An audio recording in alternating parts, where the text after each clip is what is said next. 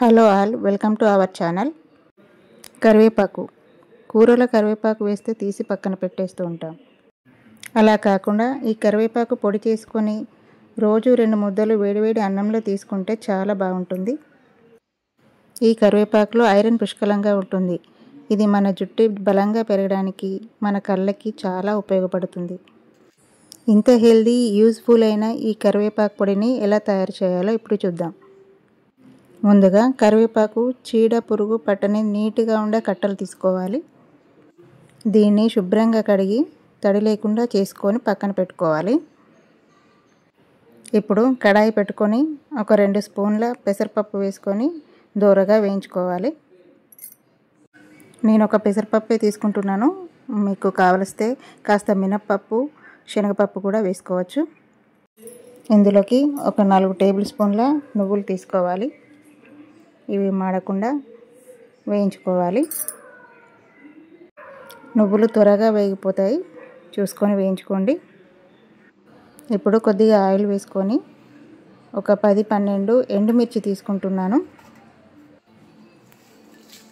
ఇవి దోరగా వేయించుకోవాలి, మాడకుండా చూసుకోవాలి. ఇందులోనే ఒక స్పూన్ ధనియాలు, ఒక స్పూన్ జీలకర్ర వేసుకొని వేయించుకోవాలి. ఇందులోనే కాస్త చింతపండు కూడా నారలు, పొట్టు ఏది లేకుండా శుభ్రంగా వేసుకొని వేయించుకొని పక్కన పెట్టుకోవాలి. ఈ క్లిప్ ఇందులో రాలేదు, మీరు వేసుకోండి. ఇప్పుడు కడాయిలో కాస్త ఆయిల్ వేసుకొని కరివేపాకు కొద్దిగా వేసుకుంటూ వేయించుకోవాలి. ఇది డీప్ ఫ్రై కావాలండి. ఈ కరివేపాకు క్రిస్పీగా అయ్యేంత వరకు ఫ్రై చేసుకోవాలి. ఇది కలర్ చేంజ్ అవ్వకూడదు, గ్రీనిష్గానే ఉండాలి.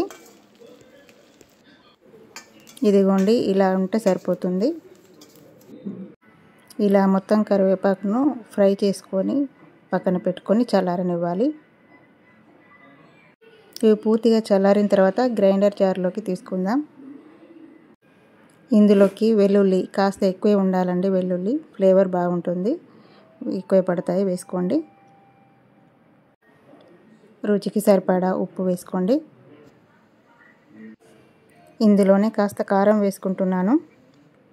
మనం తీసుకున్న ఎండుమిర్చి వీటన్నింటికి కారం సరిపోదండి, కాస్త తక్కువ పడుతుంది. అందుకే నేను కొంచెం కారపొడి కూడా వేసుకుంటున్నాను. ఇందులోనే ఒక 4 టేబుల్ స్పూన్ల పుట్నాలు వేసుకొని పౌడర్ చేసుకోవాలి.